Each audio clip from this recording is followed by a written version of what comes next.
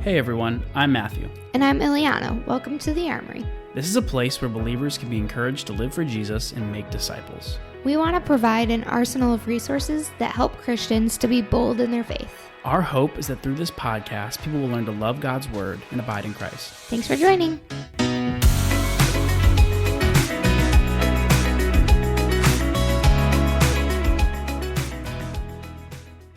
All right, well, welcome back to the Armory. Welcome. How's it going?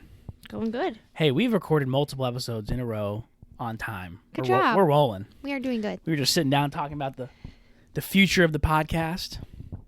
Future, This that is our makes last it sound... episode. I'm just kidding. We're When done. No. You said we were done as a joke. I was thinking like we're expanding as a joke or something, like Yeah. the opposite. We have been purchased by Spotify. Yeah.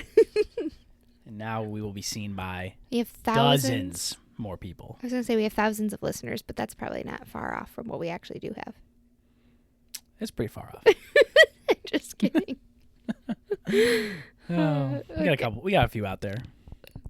People who We are probably have faithful. way less now than we used to have. Don't you think? What do you mean? Like we used to be really, like when we started this. Oh, yeah. And like If you look at everyone the was trends, excited. Yeah. when we are like consistent for multiple weeks in a row, You have a lot releasing of on listeners. time, it's like spikes to where it's always been, and then like when we take these long breaks in between, it's like these low. Nobody wants to listen to they're people like, who "Oh." can't commit. They're like can't commit, but listen, we committed to raising our family, and Yeah, that has that's true. taken a little bit of priority the past couple months.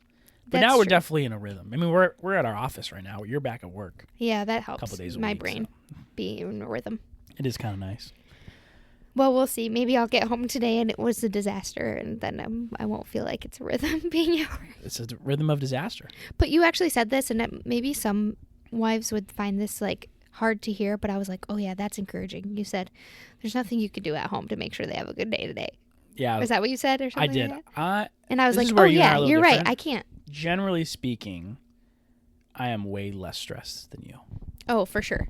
I would say out of almost anyone I know, I'm the least stressed person. I would agree. I have my moments for sure, but But they're very rare. Very, very rare. yeah, And very specific. Like, it's when it's like something that's really important, like probably worth stressing about. sure, maybe, yeah. And I just so in my mind, I'm like, it's not. There's nothing we can do about it. Yeah. Like literally, like unless you're gonna go home, Yeah. nothing you can do will change what happens when we get home. Yeah. We have our nanny who's amazing. Yeah, like I have no reason to be concerned right Who's now. also much more of in terms of has been a parent, 2 kids who are now married. one of them, Brady, man, we love him. We're just talking with him this week. You guys think of a guy named Brady. He lost his wife last year, Christmas, and it's been hard for their family. But yeah, no, Christine has been a mom much longer than you. Doug has been a dad much longer than me, so they're really equipped to take care of our kids when they come over. But so we always got to remember that she's been through the ringer. Yeah, that's true. But she can handle our crazy children. Yeah. But in pretty good news, we put our youngest son Kingston on a new sleeping schedule, trying to like get him more rhythmic in his sleep. Yesterday, Yeah. through his naps, and he did amazing. He did so good. He woke up a little more than we thought he would in the night. To be fair, all of our kids are sick right now. So. Yeah. But I he didn't crushed say it. anything. I just said, yeah. Yeah. They're crushing it. It's been a long winter break. I think that's a big We've part of we've had like 3 snow days in a me row. We got feeling- like 12 inches yeah. of snow here. Well, and I think like you've just been home a lot more than you normally are, which is amazing. I think it's hard for our oldest son. Like today, he snapped out of it very quickly, but he was very sad. Like Yeah. when I had to leave for work, I think just because like the 4 of us as a family have been home for like Oh yeah, so much time together. it's which is been great. fun. Yeah. I definitely. This sounds really bad. I could tell though that, but this break's been nice. But I'm also like, I know that in a different way than you were, was not designed Yeah. to be able to mentally handle being at home that much. Yeah. Like, I agree. I need to work. You need to be at work. Yeah. I absolutely love being home with our kids. And we've had a blast. But Yeah. it's like, I have other things I got to do, and not that I Yeah. want to like pull away from my family because this has been a sweet. Well, couple that's the days. weight of what God's called you to do, to lead the family, is you are called to be at work, and I am not. Yeah, it's. I Kind mean, of I weird. do feel like God's called me to be at work. Obviously, I just said I'm at work today, but in a different way than what you are called to It do is as a the weird man. dichotomy. Like obviously, I'm a pastor. You know, we're both in ministry. That's a high calling. It's important stuff to do. Got lots of people to love, to care for. Obviously, none of it is as important as the call to minister to my kids and my wife and my family. Not that like I do that specially, but like just as loving you guys, you know. Yeah. Jesus does that for all of us. But so it's been fun. So we're back in the podcast. We're back in the studio. We're doing it. Oh, and I want to talk about one of our Christmas gifts we got because it kind of has to do with what we're talking about. What is it? Because we're continuing a series today. Oh, yeah. We're talking about life management. We talked a couple weeks ago. Sorry it's been so long. Yeah. I think so many people were excited to listen to this, and now I'm going to have to remember who they were and like send them the podcast. Be like, we actually did it. But one of our gifts we got for Christmas to ourselves was the Skylight calendar. Oh, yeah. We are, this is an ad for Skylight calendar. Get the Skylight calendar. We are getting paid to say this. I did get it because of influencers probably on Instagram. That's where I saw it. You guys have probably seen that like digital wall calendar that's like hooks up to your phone and connects to your apps and stuff on like social media. Speaking of our nanny, she thought it was crazy when she came in. It's actually amazing. She's like, I don't even put my calendar on the phone. This is crazy. It's just nice because I can add things from my work calendar and you can add things from your calendar and they can all appear on our family calendar. We could put like our kids' fun chores. Like Addie has to have his vitamins, brush his teeth, and he loves it. So he like, loves checking off. It's nice because we can see our calendar there, and you can see it from the app as well. Mm-hmm. It's kind of just like a fun way. Speaking of life management, right, and all this stuff, we talked a little bit a couple weeks ago about like managing stuff in the home, the schedule, all that stuff. And I think that is one of those tools. I'm not saying you guys got to go out and get a digital calendar. No, but I think it has a lot of features. But get a physical calendar. We've talked about a lot of the features that it has. I don't know if we mentioned them specifically on the podcast, but there is like a meal planning thing on there. Yeah. And there's like a grocery list on there. And just the idea. It's a lot of integrated stuff. The idea of both spouses being on board with what's happening in the home, having a place to see that once your kids are older, making them involved in that. Even if you're not type A people, there are certain things that I think are helpful when everybody's on the same page and can see it very clearly in the house. Yeah, that is definitely the biggest thing. And the calendar, for this kind of calendar, or even just putting this structure together for someone, the calendar itself did not prompt us to do these things. Yeah. You and I have just been blessed in the way that we have both been on the same page with all this stuff for our whole marriage, which is cool. Yeah. But if for someone who maybe isn't, or people who aren't, something like this definitely helps like gather all these things together, which is really cool. Yeah. So definitely one of the more fun things we got for Christmas. I realized this is the first year when you get to become an adult with kids of a certain age, Christmas is no longer about what you get. I mean, obviously Christmas is not about gifts at all, but like the giving portion of Christmas, the traditions we hold, it's really all about giving your kids gifts. We don't do gifts. Yeah, no, we did. Like, we got a new vacuum and a new calendar. What kind of money do you want to spend on things? Okay, well, we're going to get our kids things. We don't really need stuff. And then we bought that calendar and we bought a new vacuum cleaner. So we're like, man, I think we got the gifts. Did we talk about these gifts on our last episode? I feel like I remember talking about the vacuum. We definitely didn't have the calendar set up, I feel like. No, but... Speaking of life management, we talked about a few weeks ago. We're going to kind of transition a little bit. We want to talk about one other aspect of life management that is important for everybody, whether you are in high school, getting ready to go to college, whether you're a college student, living on a limited budget, whether you're thinking about getting married, whether you are married, whether you've been married for 20 years, doesn't matter. Or single. It's finances. Financial management. Yeah, thinking about because to be honest, it's one of the biggest stresses for people in the world. It's one of the biggest reasons people get divorced. Yeah. It's one of the biggest reasons people commit suicide. Like, it's a lot. There's a lot in there. Oh, yeah. That's really crazy. So it's not just like a married thing. Like, it is across the board. Yeah. That's interesting that you said starting in high school because I didn't even think about that. Yeah. Like, you can teach people finances from the youngest age. Our kids are going to have it early, for sure. Yeah. Well, Atticus has been playing with that cash register, and he knows the difference between all of the coins. So he's on the right track. He has a lot more money than I do. Yeah. The other day, I can't remember what I told him. I said, it was something silly. I'm like, I will give you $100. Yeah, he said, I remember And then he looked at me and said, $100. I was like, oh no, he's going to remember this. That's what you said. You said, oh no, you're going to remember that. Whatever it was, I don't think he actually did it, but I'm not sure. I think it was just like if you have a good attitude about this, like you were just kind of joking and you were like, I'll give you $100. And he looked at you with like really wide eyes. I was like, $100. But I feel like there's so much with money. People are like, oh man, money, I need more money. I don't have enough money. I have all these expenses. people even start opening their mind to like, okay, the stock market, what do we do with all this? We just want to provide people of any stage of life some simple resources to make finances a non-stressor for you. Because here's the deal. It can easily be something that is not stressful. Right. We do not have a lot of money. I mean, we're in ministry. We are fairly we are well compensated. I'm not complaining about our salary at all. But we just, I could go make 6 figures working in a different place if I really wanted to. Like, this is what we've decided to do. We don't make tons of money, but I feel like overall, finances are not a stressor for us in terms of like, are we really worried about our money? Yeah. Like, do we really worry about where our next meal is going to come from? Yeah. Are we walking paycheck to paycheck? And it has nothing, by the way, to do with the amount of money we have. It has to do with we know where our money is, we know how to prioritize it, and we've made a plan. And that's what I was going to say, just kind of starting this out. Like, we've walked with a lot of couples, whether it's like personally helping them with finances or just like overseeing kind of what's going on with them.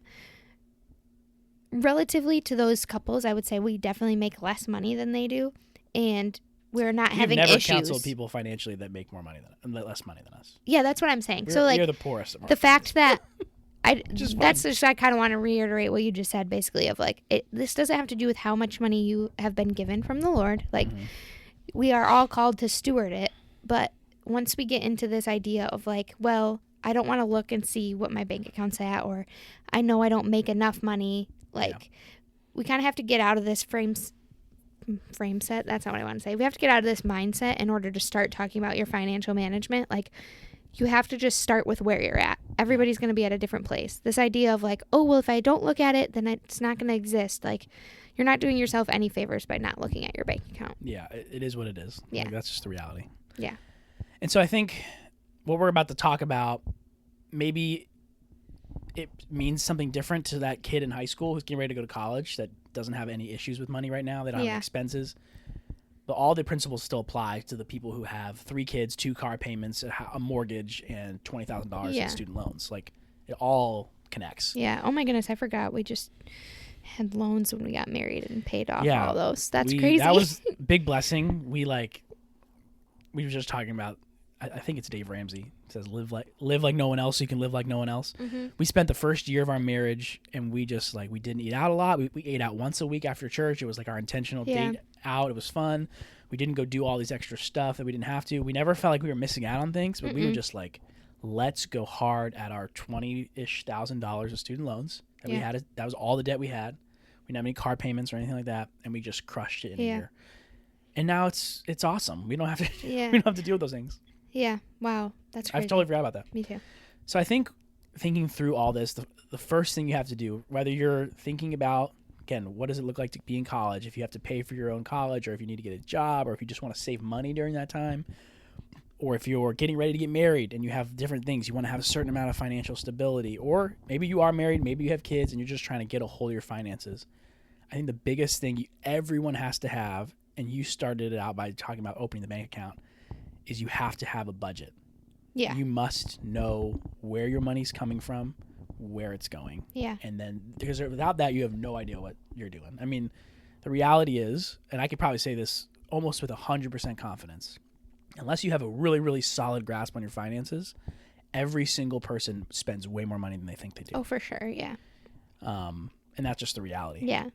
We'll probably do this a little bit throughout the podcast, but can we just pause and maybe you can talk a little bit, or I can, I guess, about why this is important as of like, is this even biblical? Like, because I think me and you have gained a lot of knowledge and resources from like helping people with this or using different resources. And that's probably where a lot of what we're saying comes from.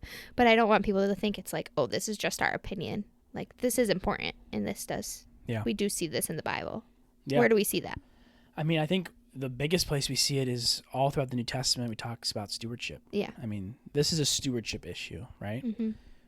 Why have we been given money? Why do we have these things anyway? Like, from a Christian worldview, we're called to bless. We're called to give back to God. We're called to use what we have to glorify the Lord. Mm-hmm. And this is not a condemnation of where people are right now, especially if they're in a spot where they're trying to get out of this. But if you are haphazard with your finances, if you do not use your money wisely, if you're constantly pulling yourself into debt with things that you don't need, like we're just racking up the credit card bill, we're buying the boat, you are not being a good steward of your money and is not glorifying the Lord. Yeah. We have to just get to that spot Yeah. at the beginning, right? That's the reality. Yeah. It's not like a, how dare you guys? I understand people get to these places for so many different reasons. We just got to start there. That kind of lifestyle is not good stewardship. Right. And that's important to reckon with, right? What do we do with that? Yeah. And so I think it's important to understand it's a stewardship issue. And two, I think it's one of those things where we're called in Scripture, I think we see this a lot, not to intentionally place things that harm us in front of us. Yeah. I think we can control the amount of anxiety we have about money. Yeah. And I'm not just talking about like, oh, I'm just going to not be anxious. You could be at a spot with your money where you are not anxious. Yeah. Because not only have you submitted that to the Lord and you're trusting him, but you actually have a plan. You're doing things the way it honors the Lord. You're not being, haphazard with these things.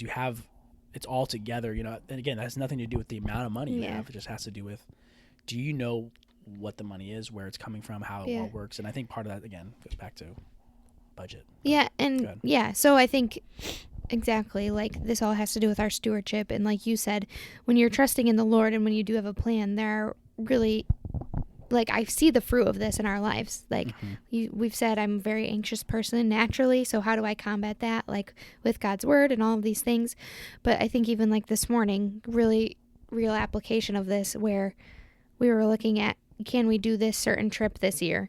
And it's like very expensive for what we had originally thought, at least in my head, what I had originally thought. If I didn't have a plan for our money, or if I didn't trust that, like, oh yeah, we'll sit down and talk about this at some point, we'll figure out a way to either do it or not do it, but I know that it's going to be, like, we're not going to make a rash decision with our finances one way or the other, because we can't spend any money, or because we're just going to spend whatever we can, right? Like, I think there's a way to balance these things, but if I didn't have a plan for our finances, that situation probably would cause me a lot more stress. Yeah. And instead I'm like, oh, nope, I can trust the Lord. And since we have, and this goes to like, not just that, but healthy communication in our hopefully healthy marriage. Yeah. I imagine, let's break down the conversation that we just had. Great. Because I think some people listening to this, the thought of having this conversation with their parent, with their spouse, with potentially a future spouse, like, which we'll talk about that in a little bit, is crazy. Like, oh my gosh, that would be so anxiety producing to actually like talk about money that way. Yeah. We were just talking about, we want to take a trip to visit your family in Michigan this summer, go to a wedding. We looked at flights and how much it will cost. It's gonna be about $1,300 for us to take, for all four of us. Yeah. Our youngest is gonna be free. And so we literally assessed, is that worth it? Can we do that? Like, can we physically write a check for $1,300 right now? Yeah, we could. Like, is that good stewardship right now? Maybe not. We probably have to take that from multiple places. That's, again, without even thinking about saving up for that over the next couple months, which we would obviously do. But then we thought, okay, $1,300 is, for us, some people are like, oh, $1,300, whatever. For us, that's a lot of money. That's a lot of money. So we think, okay, well, maybe is $1,300 and a quick flight worth the price, or is it worth saving a lot of money and enduring a 10-hour car ride that will be terrible? I'm assuming with our based on previous experience with our small children. Maybe the terrible car ride, we're just like, hey, we're gonna suck it up and drive. Yeah, is gonna be a lot more responsible of us, because $1,300 is a lot of money. We could probably do the entire trip for less than half of that. By driving, and then we won't have our car there. So. Those are the things to do that. We haven't talked about it yet, but we haven't figured out what we're going to do, but that's the conversation we had literally like an hour ago. And so we feel very comfortable having that conversation. We weren't arguing with each other. We're not like, oh my gosh, what are we going to do? Like, and it's not that was about as simple as a conversation of, what do you want for lunch? Yeah. Now, actually, what do you want for lunch is a harder conversation. Yeah. What do you? Oh, God goodness. What do you want for lunch? That's a anxiety-producing question for Eliana. I don't know what I want for lunch. To be fair, it's a lot harder for you to go out to lunch right now because you cut out dairy. Yeah, let's not even talk about that. This is a good day. Anyway. I still get to drink this coffee, though, so that's good. Yeah. But this starts with good communication, too. Yeah, so which we've talked about. But if you and your spouse, I'll use that as an example because that's our context, or you by yourself, right, have a budget. If you know what's going on, it's easy to go, well, is the money there for that? Can the money be there for that with 3 months of savings? Yes or no? Boom. Decision made. All the anxiety's gone. You go back to, it's not like, Do I really want to do this? Yeah. Can we afford it? No. How do I know? It's in the budget. Yeah. And so here's when the thing. When you don't have that, people just do what they want to do, and then they reap the reward later, which is sorrow, and they're like, oh, the bill's here. I have to pay for it. And so I think that's the thing, like, to touch on for a moment, too, of, like, you are very matter of fact in the way that you speak. My lens from somebody who's highly emotional when I speak. That's hard for a lot of people. Yeah. To just be like, here's the fact. I have the money or I don't, and I'm going to make the decision. I agree. So for people it is hard. I'm not saying it's not hard for you, but no. For people who like are sitting there probably, and maybe something that's even more emotionally producing, like, I guess I can't think of an example, but like going home to see my family, that's pretty important for me. But you have to get to a point where you say, what I want to do may not be what God's calling me to do. Like, this is why this is so important with our finances. What God calls us to do always has to trump whatever I may feel like doing. Yeah. So even if I feel like going to get another degree right now, or even, I'm just trying to think of something that costs a lot of money, like if somebody feels like doing that, but maybe you have kids at the home, maybe God is not calling you to spend your money there right now. Maybe God's calling you to put that money aside for your kids to go to school one day. Yeah. And that's something you have to wrestle with, not because we're not ever allowed to do what we want and we're not allowed to feel things. That's not what God calls us to do. But God calls us to steward our finances first. And there are certain ways I think we see doing that in certain orders of importance. Mm-hmm. And the things that we want to do just for like fun, or maybe we would categorize as extra things, have to take kind of a backseat. Maybe we can kind of jump into that next of like, what are some of those categories of budgeting, and what are kind of like for us, it's pretty easy to be like $1,300 for a trip to go see my family. Right now, that kind of is categorized as like an extra fun thing. That's not like one of our major budgeting things right now. Yeah. But how do we get to that point? What are the categories of budgeting? Before you say that, and I also want to be clear, like if you have budgeted $500 for groceries for the month and you spend $550, we're not saying or looking at people and we're like, I cannot believe you did that. You went past your budget. I do that almost every month on groceries. You broke the law. Like it's okay, right? Yeah. But for some people, you need to stick to what you said in there, because you guys are not in a place where you guys can afford to go over that $50, because you need to work really hard at staying in the budget. Yeah. That's just a math thing. And like you said, it's hard. You really get to choose your hard. Yeah. It's hard to, at least at first, to get your finances in order. It's also really hard to not have them together. It's really hard to not be able to have conversations with other people about your money. It's really hard to live paycheck to paycheck. And again, this has nothing. I feel very confident talking about this because very few people listening to this podcast have less money than we do. So this has nothing to do with like, oh, well, you just have. Nope. That can't. Yeah. Trust me, it can't be true. And we both grew up in pretty different households when it comes to finances too. So I think like we've seen it all. Yeah, and it's pretty matter of fact. Yep. When people have a budget that actually makes sense and they stick to it, things go well. Mm-hmm. When they don't, things are not so well when it comes to money. It's kind of mathematical. So we talked about it though, the budget. I think we got to think of categories of budgeting. The most important thing first off is you need to understand what money you have. Mm-hmm. So for Eliana and I, we both get paychecks. We understand how much we get each month, right? That's okay. This is the money I have to deal with, period. You obviously don't have more than that. And you don't have less than that. It's a number you need to know. From there, you have to understand there's a couple major categories. There's what is the most important and what is everything that's extra. I think the first thing you have to think through is, okay, we have money that we need to spend on various things. Again, Netflix is not top priority. That's definitely extra. Bummer. But we basically have three major categories. Money that we're planning on spending in the month. And we'll get into what that looks like. Money we're planning on saving in the month, and we'll get to that looks like. And as Christians, we believe money that we think that we're called to steward by giving back to the Lord. Mm-hmm. In Scripture, you often hear people talk about a tithe. A tithe is a 10% of what you get. That's an Old Testament model. The New Testament model is much harder. It's cheerfully giving. So that has nothing to do with the number. It's what the God's placed on your heart, which is hard because sometimes it'd be easier if I just like, the Lord would be pleased if I just wrote a check for 10%. I could easily budget that and be done, but that's not what it is. Maybe one month we're like, we feel really convicted. We need to give more here or whatever. So that's just not how that works.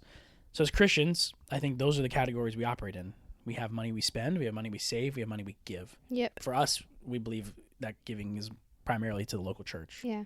Which happens to be our local church because we worship and work at the same spot. But yeah, no, I think that's important is talking about like the Lord calls you to steward all your things. If you're going to budget, the Lord does call you to give back to him first. And I think when we say that, we have to be careful. And I think we can reframe our language to say like, well, I'm giving him 10% of what I have.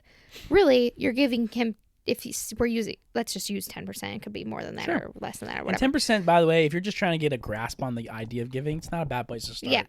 Just because it's not an unbearable amount of money and you can work your way to thinking through and how it's easy mathematically to figure out. Yeah, so there's nothing wrong with the 10%. I just don't want to get hung up on it. But I think like reframing our mindset to say like you're not giving 10% of your money to the Lord. You're giving 10% of what is already his, dedicated to your local church or to him or however you feel convicted to do that. So I think it's like getting rid of that mindset of like 10% of all of my money has to go back to the Lord. Well, it's kind of his to begin with, so let's maybe just start there. And then, giving. And we sometimes give in other categories too, and we budget that like, we sometimes put like our church small group in that category or gifts or like for people in the church but something that's like producing discipleship in the church body. Yeah, so I feel like as Christians, we start there, right? I think that's the most important place to start. We have the money we have coming in. We go, okay, what do we feel like out of this we need to give? Whether that's you're writing a check annually, whether it's a monthly thing, whatever it is. I think starting with giving is the best way to do it. Yeah. Let's move backwards. Okay. Let's go to savings. Okay. I think everyone needs to have a couple buckets of savings. And these are all, again, if you're in high school and you have a couple bucks, or if you're making tons of money, the amount changes. But the idea is you want to be saving money in a couple categories. I think it's important to save money just for future expenses, whether that's like, hey, down the road, we might want to buy a car in a couple years, or we might want to save some money for that airline tickets that we're going to buy, whatever. Mm-hmm. There's a savings category. And we're going to actually send you guys, we're going to link a book in the show notes that goes into much more detail on like helpful percentages for breaking up spending savings. Yeah, there's literally, we're not going to get into it's literally like a workbook where you can put in your salary, your thing. Which one is it? It's called Your Money Made Simple. Your Money Made Simple, Russ Crossan. We actually got a cool chance to go through a pilot training that they had. The book is amazing. Mm-hmm. There are so many books out there that are good. Just find one. A Christian and one. There's some that are not good.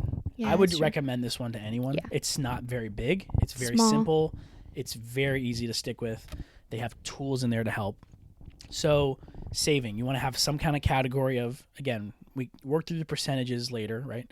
Category of just saving for the short-term things, whether that's whatever.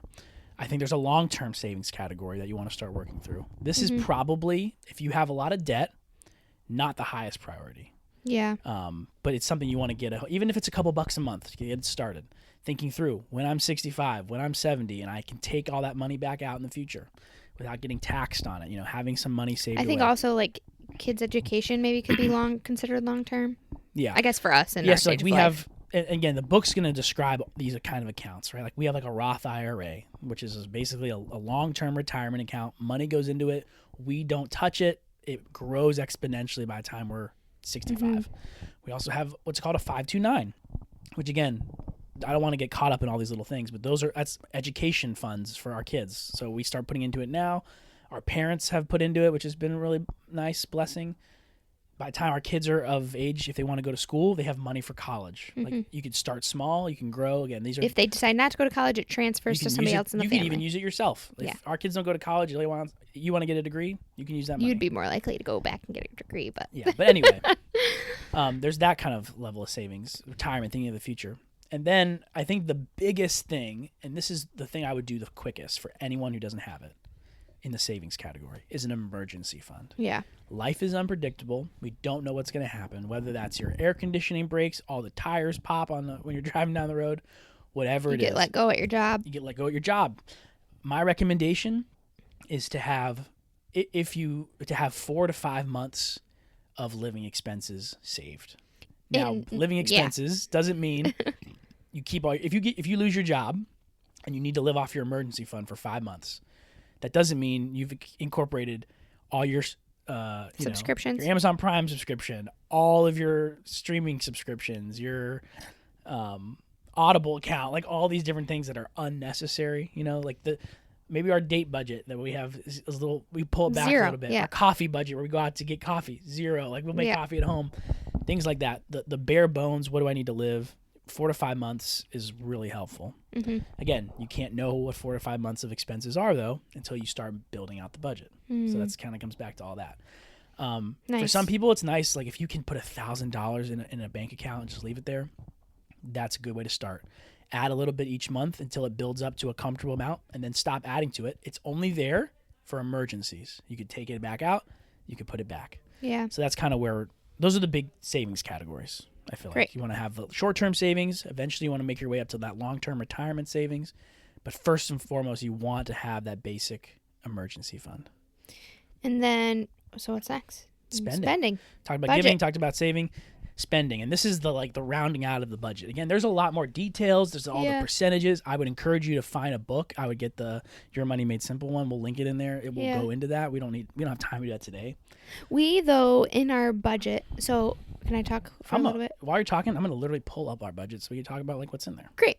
So we use an app called EveryDollar, which I actually think is through Dave Ramsey, but it's like one of the best apps we've found. We use the free version, and it literally is just we can create our own budget line items, and then we can go put in. We do it manually. If you pay for it, it does it automatically. But I kind of like the manual one. I would recommend people do it manually for a while. Because when it goes automatic, it's overwhelming. You lose a pulse on what's actually happening. It becomes like, oh, you're not really paying attention. If you make a commitment, every time I swipe this card, or every time I know an automatic payment's coming out for my car insurance, that you're going to manually go in and add it, you will start to be on top of your finances. And every couple of days, go to your bank account and just make sure you're up to date with your app. But EveryDollar, it's a green app. We'll link in the show notes too. Oh, great. I didn't even know you could do that. I'm sure we can figure it out. But we actually categorize our savings and our goodness, what's the other one? Our giving into EveryDollar. Yeah, so we have a line. Yeah, we have a line item that is like for the 529, for the Roth IRA, for our tithe, for extra giving at church that we categorize monthly. Yeah. So that's like 4 line items already in our budget every month, and we have those set to just be like the same reoccurring every month, and it just copies over to the next month unless we want to change it.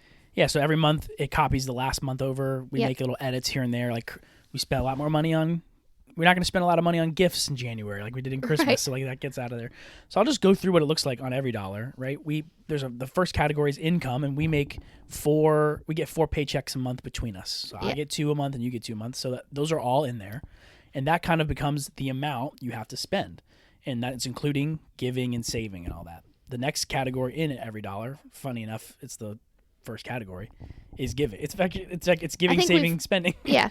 It's giving. So we have like what we give to our church. We have another giving category that we just call general giving, which if the Lord prompts us to help someone out, do whatever, give a bigger have money tip there. Sometimes we don't spend it all. Sometimes we do. Sometimes we overspend it a little bit. We ask for forgiveness and we move on. Next category, again, savings. We have our emergency fund in here. We have our retirement account in here. And then it breaks up the spending into categories, which is really helpful because it helps break down things. And I'll give you an example. The first category is housing. So like right now we're blessed to where like we don't have a mortgage, which is really sweet. So our housing in this category, we have things like our childcare budget. We have a nanny that comes to watch our kids a couple times a month or a couple times a week. We maybe want to go on a date and pay a babysitter. So we pre-plan based on previous month's experience how much we think it's going to cost for childcare for the month. And if we have more money to spend that month and we want to go out more and get more babysitters, we can do that. If not, we don't do that. There's a transportation budget. Like in here, we have how much we spend on gas a month with our 2 cars, auto maintenance, things happen, we're not paying a car bill, but if we were, that would be in there. Yeah, we don't have a car payment. We've paid off our cars, which is great. We don't have that in here. Then there's a food category. They've set this up for you, and you can add your own. Yeah. Like we have our grocery bill, we have our dates budget, and we have a coffee budget, which for January is $0 right now. So we could probably fix that. We actually have a lot of money left to budget, I'm realizing. So we didn't do it for the month? Maybe no, because we did. I think we got rid of a lot of things. Well, to be fair, we started out the month all sick, so basically. So We we haven't probably gone through our could budget. have a lot of coffee budget. We'll have to do that. We'll talk about that later. Okay. There's a personal category. So Ileana and I both have what we call fun money, which is like she has a certain amount of fun money every month. I have a certain amount of fun money. Yeah.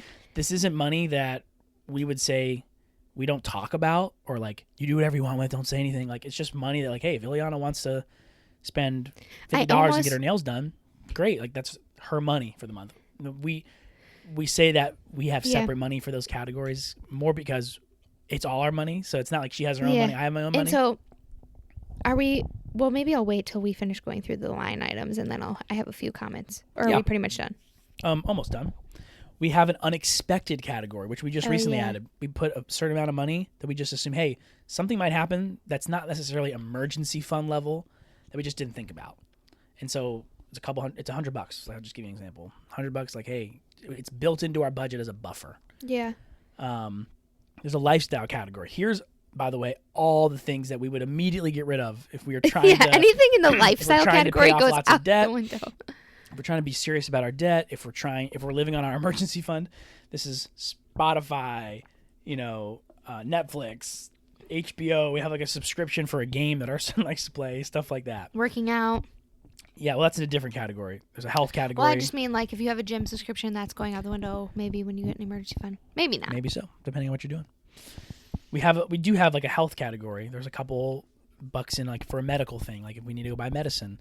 We also have money because of our work through a flex spending account, FSA. We have there's an insurance place, right? Our health insurance, our car insurance, if you have renter's insurance, all those things. So that everything we spend in a month is accounted for in here. Yeah. If it's not, but it's something we have to spend, we figure out how it works. Or if it's extra, we figure out if we can make it work or not. Yeah. And so that's kind of what it looks like. But we have a very good handle on what comes in and what goes out and what we have extra. Yeah. Even after all that. Not even like extra savings, like extra. Yeah. And I will say this system, just being specific with it, being simple with it, has really just changed our finances. I mean, it's compared to like when we didn't do it. Yeah, for sure. I mean, I didn't do this really until we got married. Oh, yeah, me either. I didn't have it. Actually, when we were engaged, your dad sat down with me to create a budget because I was I remember that. Struggling a little bit to pay for things. But that's another thing. The budget is great. It's like going back to the law. Like this is the rules we've set about. Yeah, you just get to follow the rules. We're not saying to say be so rigid about it, but for some people they need to be. Yeah. And this is very, very helpful. What were you going to say? Okay, I have a few things. One, we've had people in our life before who both spouses maybe make their own income and they have maybe the majority of their money combined, but they keep some of it separate for that fun money category because I've heard people say, well, I just don't want him to see what I'm spending my fun money on. I'm not going to talk too much about this, but once you get to a place where there's things you don't want to see your spouse spending money on, that is a problem. Yeah. Like, just combine all of your money. There should not be like, oh, well, I'll just use this as my fun money and we're still paying our bills together. But no, just combine your money. It's also a little more complicated. Create your budget. Unnecessarily complicated. Yeah, it's unnecessarily complicated. So keep it simple. Combine all your money. Maybe get counseling if you can't work through that and let your spouse see what you're spending your money on. Okay? And here's something, a little side note. People never would think of this, but it happens with no warning. I only thinking about it because I talked about it with my dad. In a situation like that, if something happens to you or something happens to me, it's going to be a nightmare. Not just you grieving my death, maybe. I don't know how you feel about it. Yeah. But then half of your money that's yours is like hard for you to get to. Yeah, that's crazy. Even if you like have the password, like the fact that your name's not on things, they're not joint accounts, like it's a legal battle. They don't just giving out money. They're making sure things are locked down. Yeah. It's a nightmare, and no one ever expects that. That's crazy. I didn't even think about that. But it will. I mean, I'm just thinking about for your marriage. That could happen on accident when we're in our 80s. It could happen tomorrow. You know what I mean? So. Okay. But anyway. So there's that. Second thing I was going to say is we just explained our whole budget assuming you have a set amount of money coming in every month. My money does fluctuate. I work hourly, so if I work more, I get paid more, but for the most part, I get paid the same. I'm thinking of my brother. He's in real estate. Yeah. He does not get paid the same, I don't think, every month. No. So there are certain things you would have to change the way you budget based on the way you have income. Exactly. So I think just figure out for your family how that works. I don't know exactly what my brother and sister-in-law do, but not that I would share that on the podcast anyway. But I think what I think that they do, I'm guessing, is like, hopefully they're okay with me saying this. I don't even know if this is true. So, but I think they like maybe set. No, I think probably they like set a budget based on maybe what he made the prior month, or like just set a lower budget, or like I've heard some people will like transfer money onto the debit card that they know that they have, and that's what you work to spend. Yeah. Like off of for the month. I've heard so that. like, or a credit card or whatever. I've heard that works. But yeah. I just think like there are probably certain people who don't make money the same way we do. So maybe you're like, I can't do that. Don't let that stop you. Just figure out a different system that works. Give yourself a set amount of money on your credit card or your debit card each month. Yeah. Budget off that. I feel like we're in the phase of this podcast of just throwing out things like, hey, don't forget this, don't forget this. I don't know if you feel like we have much more structured things to talk about, because I have to say two things that are completely unrelated. Okay, I'm done. First, one of the things that we found really helpful when we were engaged is we sat down and planned out the finances for our wedding and thought about future finances that we would have when we got married at the beginning of our marriage. It was really helpful to do that because, one, we knew we were about to have all of our money combined, and we thought through what that looks like. And two, it helped us not spend a ridiculous amount of money on a wedding. So if you're engaged or thinking about getting married, there's that. But here's the other side of that. I was not financially responsible for you in any way until the moment we got married. This is important.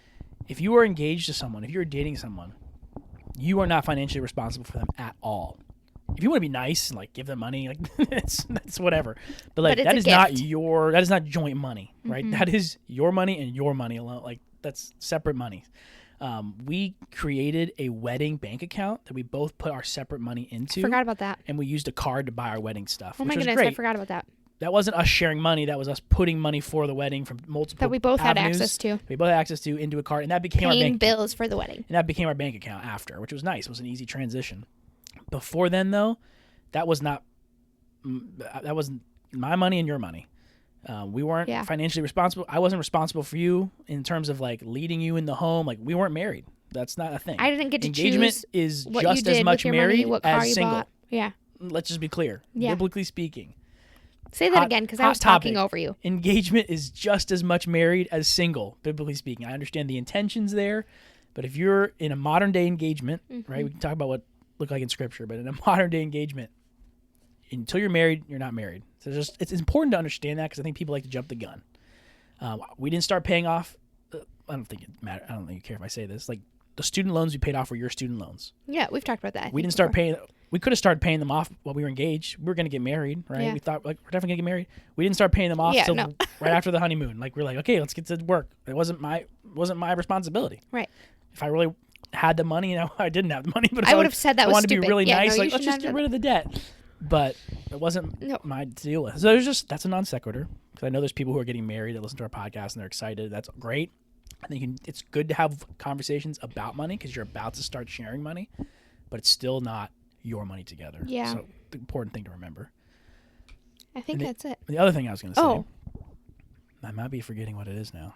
Oh, I'll talk about credit card for a second. Oh, yeah. We recently got a credit card. We have not been credit card people for most of our marriage. I actually am still kind of anti-credit card people. Necessarily credit card? I actually haven't even swiped our credit card once. Yeah, well, we have a pretty... When you get a credit card for the first time in your mid-20s, you basically have like a student credit card and have very low credit limit. We couldn't even get a regular credit card, you guys. I'll explain why we even have one. Yeah.